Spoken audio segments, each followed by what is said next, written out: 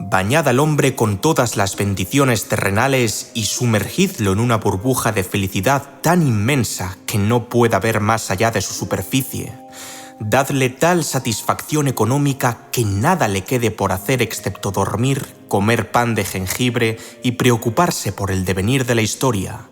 Y será entonces cuando, por pura ingratitud, sátira y hartazgo, hará algo desagradable e incluso estará dispuesto a arriesgar todo su pan a cambio de la más antieconómica insensatez y de la mayor de las tonterías, porque no solo de pan vive el hombre. Enigmáticas palabras, ¿no creen? A fin de cuentas, ¿quién no ha soñado alguna vez con vivir en un mundo libre de todo mal, o por lo menos de todo mal innecesario? ¿Quién no querría nacer, crecer y morir en el seno de una utopía? Mi cometido a lo largo de la presente disertación es discurrir el parecer de uno de los reyes de la literatura universal, Fiódor Dostoyevski. Te doy la bienvenida a un documental sin precedentes en la historia del canal. Sin más preámbulos, adentrémonos una vez más en las entrañas de la psique humana.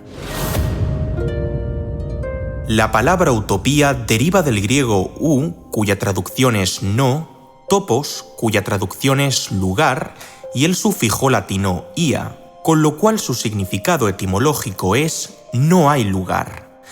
Acorde al diccionario de la Real Academia Española, existen dos acepciones principales del término. Mientras que la primera hace referencia a un plan, proyecto, doctrina o sistema deseable que parece de muy difícil realización, la segunda denota la representación imaginaria de una sociedad futura con características favorecedoras del bien humano. Es precisamente esta última definición la que esbozó y popularizó el teólogo Tomás Moro a través de la descripción de un núcleo social perfecto e ideal en todo sentido, y por lo tanto, un no lugar o lugar inexistente. Bajo este marco, la república es interpretada como una eutopía, empleando esta vez el prefijo griego eu, cuya traducción es bueno o bien, en pos de designar un supuesto buen lugar, en oposición a una distopía o mal lugar. Ahora bien, ¿cuáles habrían de ser las características esenciales de tal idílico emplazamiento? Bien, lo cierto es que podríamos nombrar muchas y diversas: bonanza económica, salud físico-mental, satisfacción profesional, paz social, etc. Empero, habríamos de entrar entonces en una espiral semántica casi interminable. ¿En qué consiste la tan ansiada riqueza, salud, bienestar o justicia? ¿Y cómo podríamos alcanzarla? Está claro que las condiciones materiales y sociales en las que se desarrollaron los marcos utópicos influyeron notablemente sobre su proyección y despliegue. Verbigracia, la República de Platón es muy a menudo señalada como uno de los primeros planteamientos literario-filosóficos de comunidad ideal. En ella, la polis griega estaría formada por tres clases sociales que gozarían de unos derechos y deberes específicos. En primer lugar, los gobernantes se encargarían de dirigir el Estado. En segundo lugar, los guardias se ocuparían de protegerlo. Y en tercer lugar, los productores se enfocarían en el abastecimiento de las necesidades básicas de la vida: alimentación, indumentaria, vivienda, etc. Asimismo, cada individuo sería educado para desempeñar eficientemente las funciones del grupo al que perteneciese según la parte del alma que más cultivada estuviera: sabiduría para los gobernadores, coraje para los guardianes y apetencia para los artesanos. Según el filósofo ateniense, la buena marcha de una comunidad política dependería de que cada clase cumpliera con su cometido asignado. Otro modelo utópico de suma importancia es el renacentista, en concreto, aquel que hace alarde de la capacidad racional del hombre. En su libro Utopía, Tomás Moro describe a una isla localizada en mitad de la nada en la que sus habitantes han logrado construir una comuna justa, armónica y feliz. Básicamente, el secreto radica en una organización política fundada racionalmente y cuyo pilar central es la abolición de la propiedad privada, causa de todos los males e injusticias. Acorde al autor, la ausencia de posesiones personales en la isla fomentaría la prevalencia del interés común frente a la ambición y el egoísmo propios de la edad moderna. De forma similar a la República Platónica, imperaba una estricta jerarquía de puestos y funcionalidades acorde a los méritos y capacidades. Posteriormente, el filósofo francés Jean-Jacques Rousseau expresaría una postura que reforzaría la presente noción. El primer individuo al que se le ocurrió decir «esto es mío» tras haber cercado un terreno, y en adición se encontró con gente lo bastante simple como para hacerle caso, fue el verdadero fundador de la sociedad civil. ¿Cuántos crímenes, guerras, asesinatos y horrores le habría ahorrado al género humano el que, arrancando las estacas o cegando el foso, hubiera gritado a sus semejantes: «Guardaos de escuchar a este impostor! Estáis perdidos si olvidáis que las frutas a todos pertenecen y que la tierra no es de nadie». Vale, ¿y qué escenarios podríamos mencionar aparte de aquellos en los que todos comparten todo entre todos y cada individuo se dedica a lo mejor que se le dé hacer en tándem con lo que otorgue más provecho al grupo? A mediados del siglo XIX, la élite social e intelectual rusa presentaba considerables semejanzas con respecto a la cultura de la Europa occidental, de suerte que se consideraba como prototipo de hombre desarrollado y culto a quien estuviera lo suficientemente familiarizado con las tradiciones literarias y filosóficas de Francia, Alemania e Inglaterra. Los profundos cambios socioeconómicos producidos por un industrialismo cada vez más individualista e insolidario abonaron el terreno del descontento popular, así como un subsecuente deseo por sociedades más humanas e igualitarias. Y es justamente en esta época plagada de desigualdades y contrastes cuando surgió el socialismo utópico, sistema precursor del marxismo que diseñó soluciones para los flagrantes males e imperfecciones mediante los ideales positivos. En líneas generales, el positivismo brota de la necesidad de tratar los fenómenos sociales con la misma metodología y en la misma categoría que las ciencias naturales, a saber, obteniendo el conocimiento por la vía del método científico.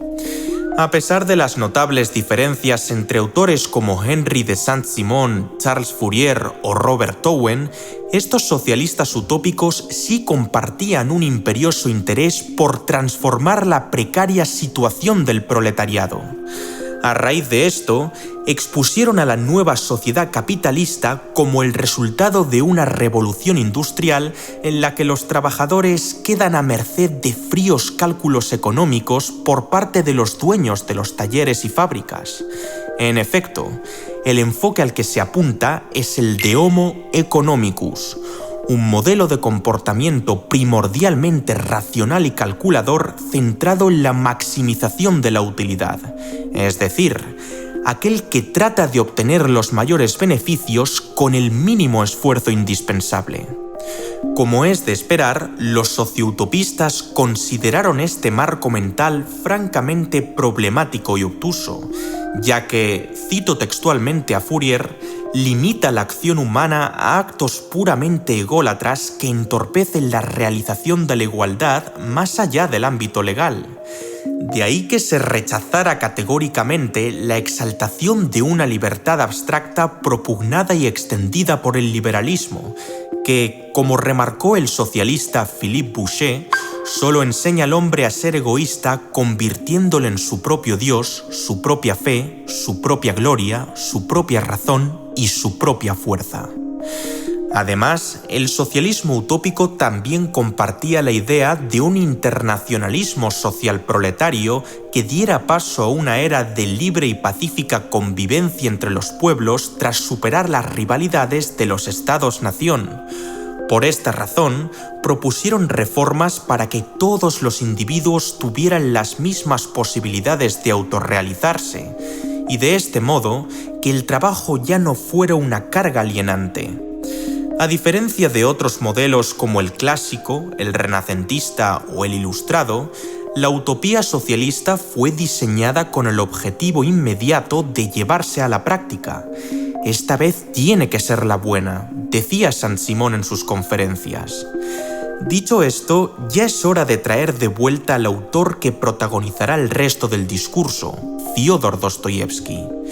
Sin lugar a dudas, su respuesta más interesante se halla en Memorias del subsuelo, una de sus novelas más profundas, estrafalarias, misteriosas e íntimas, escrita bajo un estilo confesional en primera persona.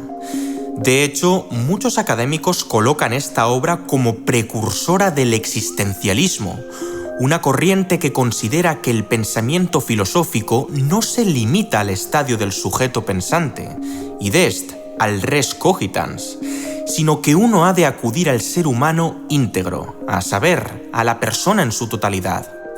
Aunque no exista un único patrón dentro de la extensa pluralidad de pensadores existencialistas, sí se podrían destacar ciertos elementos comunes, tales como el énfasis en la libertad personal, la responsabilidad individual o el sufrimiento vital. Bien, ¿por qué esta historia consta como una de las críticas más importantes a la amalgama de modelos utópicos presentes en el pueblo ruso de la segunda mitad del siglo XIX? Y más inquietante aún, ¿qué enseñanzas podríamos extrapolar a lo largo de la línea temporal?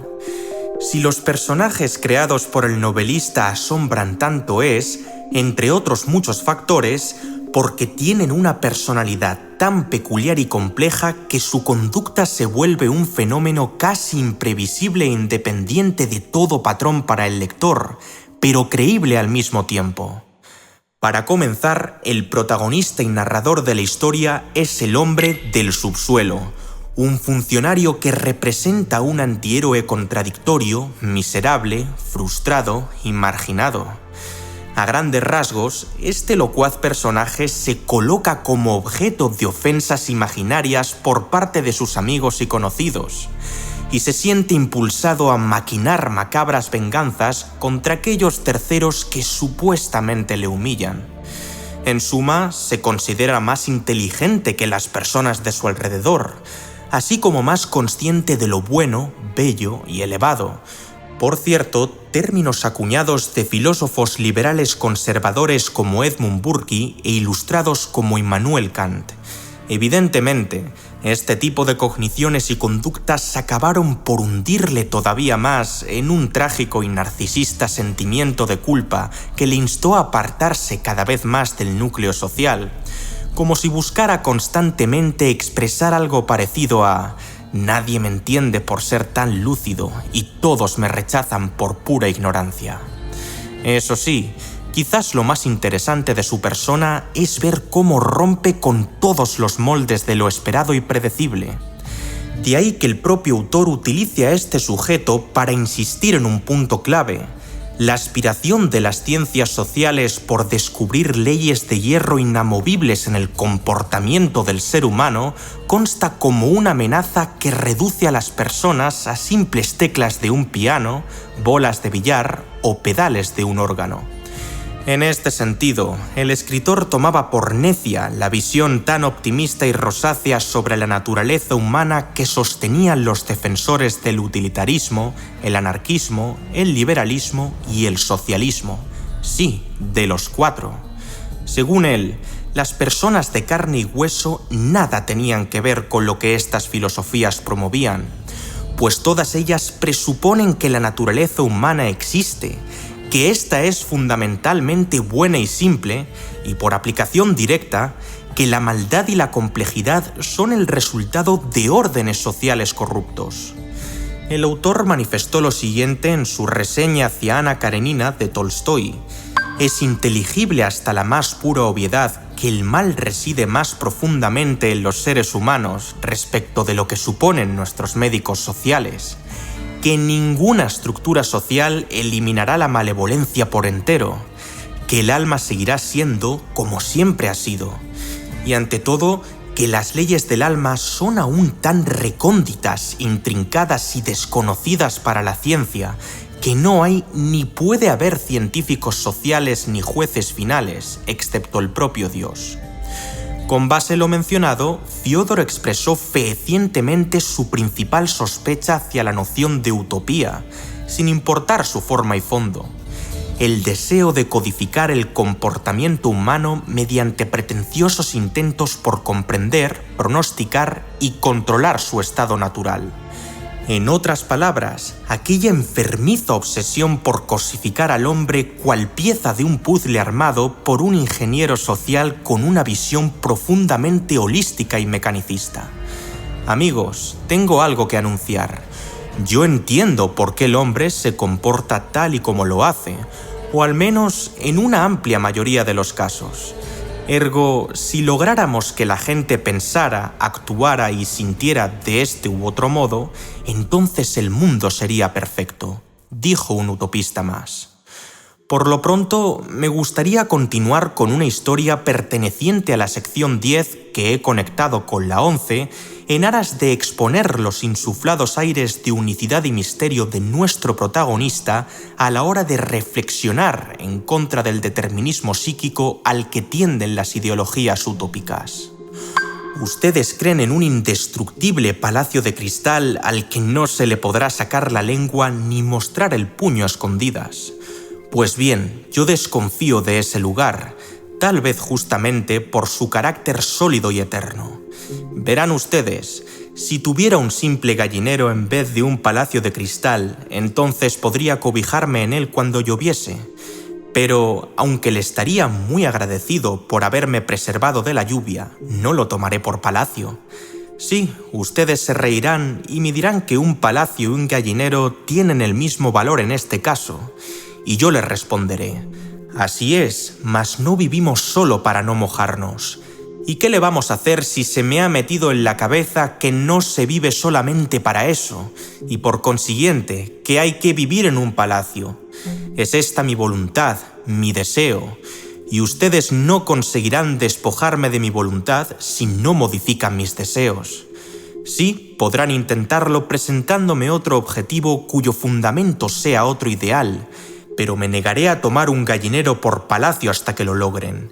Bien soy consciente de la posibilidad de que ese palacio de cristal sea solo un mito, esto es, que las leyes de la naturaleza no lo admitan y haya sido yo quien lo he inventado neciamente, impulsado, claro está, por costumbres harto irracionales de nuestra generación. No obstante, ¿qué me importaría el hecho de que fuera inadmisible si, de facto, ya existen mis deseos? O, para decirlo con más exactitud, si existen mientras existan mis deseos. Oh, veo que se ríen ustedes de nuevo, ¿verdad? Pues ríanse tanto como les plazca, destruyan mis deseos, derriben mi ideal, presenten una meta mejor, y entonces yo los seguiré. Y tal vez me dirán ustedes que no vale la pena preocuparse por mí, al igual que yo podría responderles que sería en vano que yo me preocupase por ustedes. Ya les advierto que, en caso de que no se dignen a concederme su atención, no me echaré a llorar, pues tengo mi subsuelo. Mientras yo exista, mientras yo desee, que mis manos se sequen si llevo un solo ladrillo a esa casa. Señores, la suprema finalidad es no hacer nada en absoluto. La inercia contemplativa es preferible a todo. Por ende, viva el subsuelo. Aunque haya dicho hace poco que envidio al hombre normal hasta la última gota de mi bilis, renuncio a la normalidad cuando lo veo tal como es. No, por Dios, el subsuelo es siempre preferible. Un texto fascinante, ¿verdad? Según el autor, tanto los egoístas racionales como los socialistas utópicos dan por sentada una atrevida asunción. Si todo el mundo entendiera lo que es mejor para sus intereses personales o colectivos, entonces no volverían a actuar de forma irracional o destructiva. En otras palabras, si los principios naturales que rigen el comportamiento humano pudieran ser comprendidos razón mediante, entonces la utopía sí sería alcanzable. Sin embargo, ¿es este el caso? ¿Podría alegarse que las personas hacen cosas malas únicamente porque ignoran la alternativa más beneficiosa, útil o satisfactoria entre todas las que se encuentran a su disposición? Aunque Dostoyevski compartía esta fascinación por la cultura europea en su juventud, los años que pasó como prisionero en una cárcel siberiana le cambiaron para siempre. El sadismo de los guardias quebrantó su óptica romántica en sustitución por un enfoque mucho más religioso, y se fue percatando paulatinamente de lo peligrosa y destructiva que resultó la omnipotente influencia de los cánones europeos en una Rusia fundamentalmente cristiana, campesina y con una burguesía apenas desarrollada. Por todo ello, una de las tesis propuestas por el escritor es que, si el ser humano es tan sorprendente, caótico e indefinido, entonces los llamados ingenieros sociales están destinados a causar más mal que bien en las comunidades reificadas. Sin más dilación, prosigo con la lectura. ¿Quién fue el primero en proclamar que el hombre ensucia solo porque desconoce sus verdaderos intereses? ¿Quién aseveró osadamente que, si estuviéramos iluminados, si nuestros ojos se abrieran a preferencias más reales, nos volveríamos inmediata y consecuentemente más bondadosos y nobles? ¿Acaso no hay nadie que obre, incluso a sabiendas, en contra de su propio beneficio?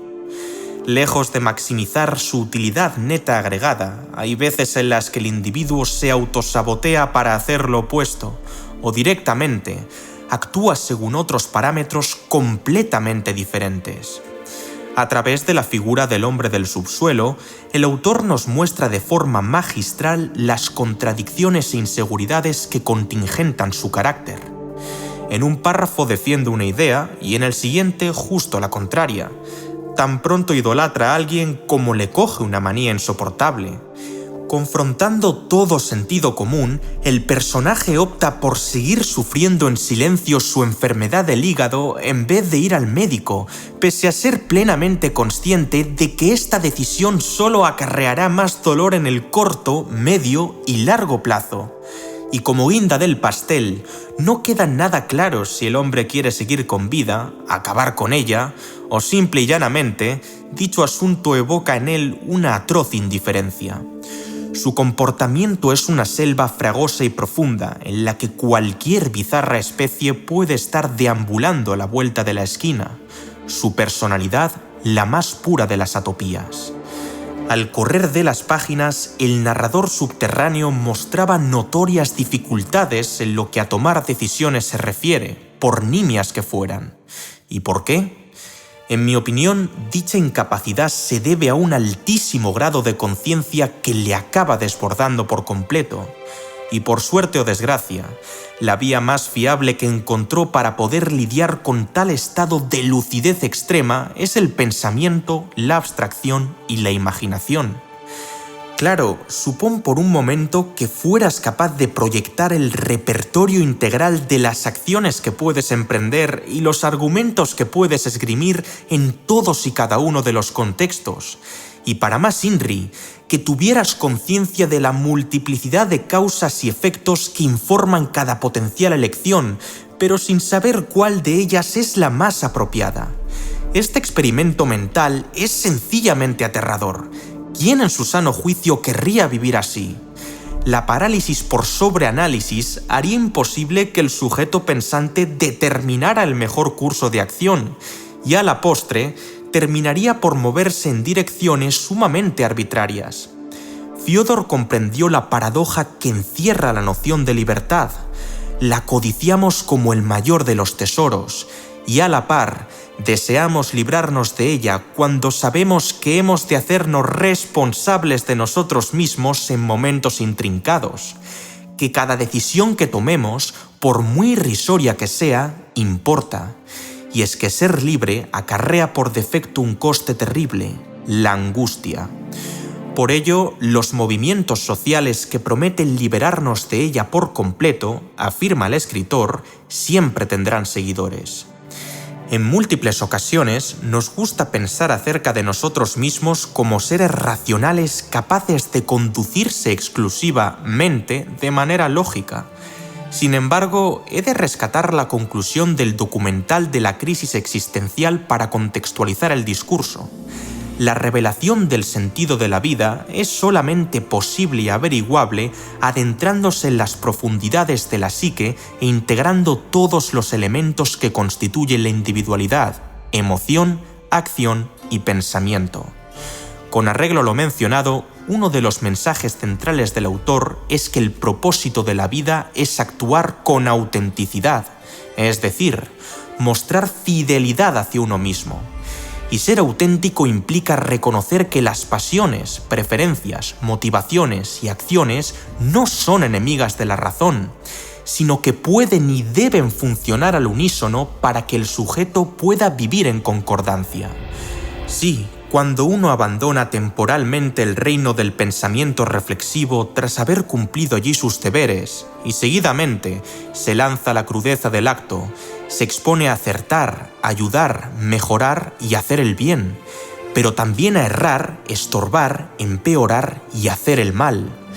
Y es aterrador ver cómo, en el último escenario, el ojo avizor de la conciencia humana petrifica a su dueño con una mirada que parece susurrar: «Oh, has vuelto otra vez al pecado, a la equivocación, a la decepción, a la fragilidad y al fraude». Y a pesar de todo ello, Dostoyevsky no duda un instante al expresar con clamor: el riesgo merece la pena.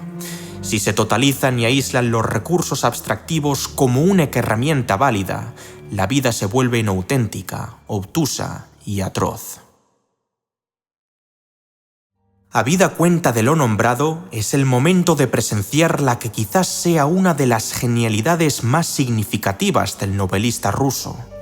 En vez de refugiarse en un convencimiento absoluto de que el libre albedrío existe, él salió de su marco mental para cuestionarse: ¿y si no fuera así? En el hipotético caso de que tales determinismos existieran, es decir, de que algún día se descubriera un corolario de fórmulas o se diseñara una red neuronal capaz de vaticinar todos y cada uno de nuestros actos, pensamientos y deseos, ¿cómo reaccionaría el mundo? ¿Valdría la pena el esfuerzo por lograr nuestros objetivos si ya estamos destinados al sí, al no o algo entre medias? ¿Sería de alguna utilidad seguir reflexionando por cuenta propia si las respuestas definitivas ya están plasmadas en un códice maestro? ¿Podríamos al fin vivir felices y comer perdices? Bueno, pues hay quienes aceptarían este trato si se les planteara desde otro ángulo. ¿Quién no querría habitar un mundo en el que la pobreza, la enfermedad y la incertidumbre fueran cosa del pasado? ¿Acaso no firmaríamos si nos prometieran que nuestros sueños se acabarán haciendo realidad porque una serie de causas y efectos internos y externos así lo acreditan? ¿Es que alguien en su sano juicio elegiría el sufrimiento si de verdad tuviera la posibilidad de erradicarlo por entero y para siempre? Conforme a lo descrito, el escritor expuso lo siguiente: tras percatarnos de que nuestras acciones, emociones y pensamientos están regidos por leyes naturales, la consecuencia más inmediata es que dejaríamos de vernos como responsables de nuestros actos. Aunque el hombre ha aprendido a ver más claramente en entornos predecibles vis-a-vis de los tiempos bárbaros, todavía está lejos de haberse acostumbrado a actuar tal y como dictan la razón y la ciencia. Con todo, vosotros estáis perfectamente seguros de que se acostumbrará a vuestro jardín de Edén una vez sus organismos rectores estén instaurados, y posteriormente se haya deshecho de un par de malos hábitos gracias a un profundo proceso de reeducación que dote a su voluntad de una dirección normal. Asimismo, también estáis convencidos de que tal hombre dejará de cometer errores voluntariamente y, queriéndolo o no, por así decirlo, rehusará poner la voluntad en desacuerdo con sus intereses normalizados. Es más, pretendéis afirmar que la misma ciencia enseñará al hombre que, en el fondo, no tiene ni tuvo jamás atisbo volitivo alguno, es decir, ningún anhelo, capricho o pulsión, que lo que hace y evita no es en absoluto según su propia voluntad, sino por sí mismo a través de una serie de leyes naturales.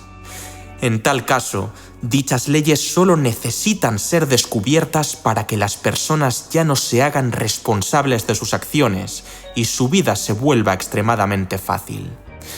Damas y caballeros, bien sabrán tras visualizar el documental en el que discurrí acerca de las distintas acepciones del término libertad con base en los ensayos de Arthur Schopenhauer, que es posible tejer argumentos muy buenos a favor del determinismo psíquico.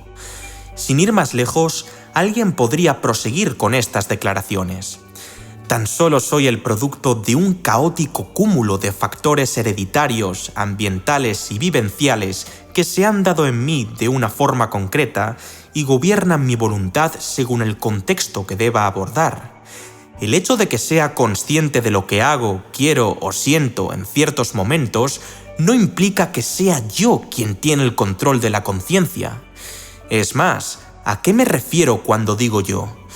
Como mucho, el proceso en el que la conciencia se mira a sí misma para autoevaluarse podría alterar la forma en la que se expresa mediante pensamientos, acciones o emociones.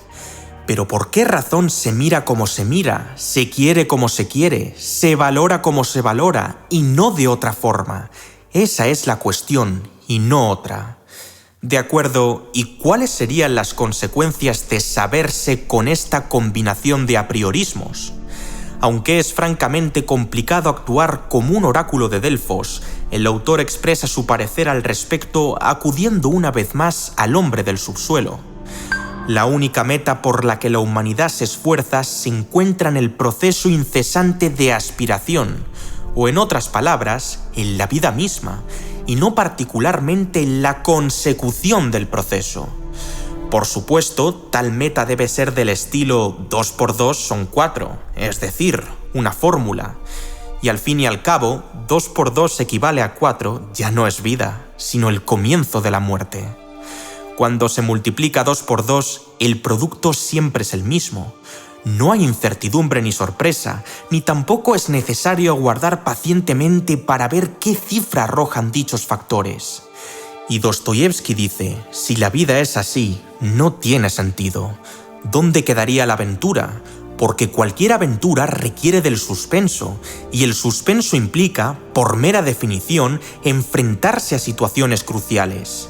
Aquellas en las que más de un resultado es posible en función del curso de acción que uno lleve a cabo. Para un determinista, el conocimiento empírico garantiza que solo puede ocurrir una cosa en cada momento, y por ende, que la intriga es solo una ilusión vivida al ignorar lo que acabará de facto ocurriendo. De ser cierto, tanto el sentimiento de culpabilidad como el de arrepentimiento serían inútiles, pues ambas nociones dependen de la posibilidad de haber actuado de otra manera, o al menos de la creencia en que haber actuado de otra manera habría sido posible. Bajo un edificio asombroso y acristalado, la gente no tardaría en darse cuenta de que la felicidad no reside en el final, sino en el camino, de que el empeño solo tiene valor cuando se puede fallar en un mundo donde somos vulnerables al cambio, de que la mente que no trabaja se marchita, de que no es posible amar al prójimo sin darle una parte del sacrificio de tu trabajo. Con el hormiguero comenzó la respetable raza de las hormigas, y con el hormiguero probablemente terminará. ¿Cuánto dice esto de su perseverancia, disciplina y seriedad? En cambio, el hombre es una criatura frívola en instantes de lo más inesperados. Quizás su naturaleza se asemeje a la de un jugador de ajedrez.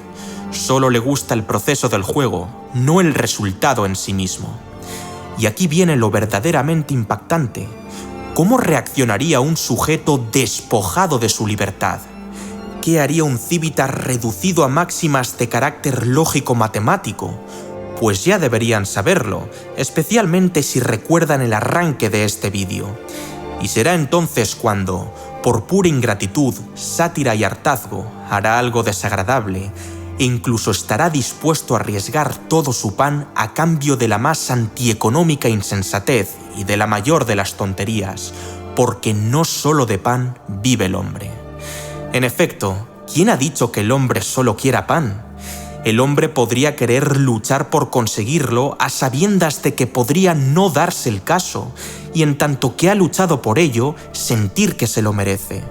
O que no solo lo obtenga él, sino también otras personas, incluso si hubiera de compartir para ello un pedazo con el prójimo, incluso si creyera que debe renunciar a un trozo entero al sentir que alguien lo necesita más que él.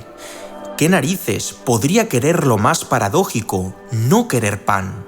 Si el ser humano entrara en el palacio de cristal, cometería tarde o temprano acciones perversas, se rebelaría antes o después sin razón aparente, y a pesar de que cueste creerlo, retrocedería a un mundo de sufrimiento en cuanto tuviera la oportunidad. Todo el trabajo del hombre parece consistir realmente en nada más que probarse a sí mismo de forma continua que es un hombre, y no la tecla de un piano o el pedal de un órgano, aun si es a costa de su piel. Así pues, ¿en qué consistiría exactamente ese quimérico paraíso? ¿Duraría un supuesto cielo en la tierra el resto de la eternidad? ¿O nuestro lado más insurrecto haría acto de presencia con objeto de vivir de nuevo en la ignorancia? ¿Quién sabe? Cabe la posibilidad de que ciertos detalles se le escaparan a Dostoyevsky en tanto en cuanto evaluó las condiciones psicobiológicas de un futuro sapiens desde su propio statu quo. Asimismo, creo conveniente puntualizar que el escritor no rechaza de lleno el hecho de seguir luchando por un futuro mejor para la humanidad simplemente por haberse pronunciado en contra de las utopías racionalistas. De hecho, él enfatiza valores como la responsabilidad, la introspección y la compasión como parte de la hoja de ruta. No obstante, amigos, creo que yo ya he hablado suficiente por hoy. Ahora, el debate que me gustaría generar en la caja de comentarios es el siguiente. ¿Qué nos depararía una revolución conservadora eurasianista, una filosofía transhumanista que suponga el comienzo del Homo Deus, o un aceleracionismo landiano cuya esperanza sea superar el capitalismo acelerando sus contradicciones hasta empujarlo a la más voraz autodestrucción? Desde luego, analizar obras similares a Un mundo feliz de Aldous Huxley o 1984 de George Orwell sería de gran interés para continuar con el hilo conductor, porque el asunto no ha quedado ni mucho menos zanjado. Por supuesto, estaría encantado de elaborar nuevos ensayos si el público así lo expresara en la caja de comentarios. Entretanto, me despido con una cita del autor a modo de síntesis. Es mejor ser infeliz y saber lo peor que ser dichoso en el firmamento de los tontos.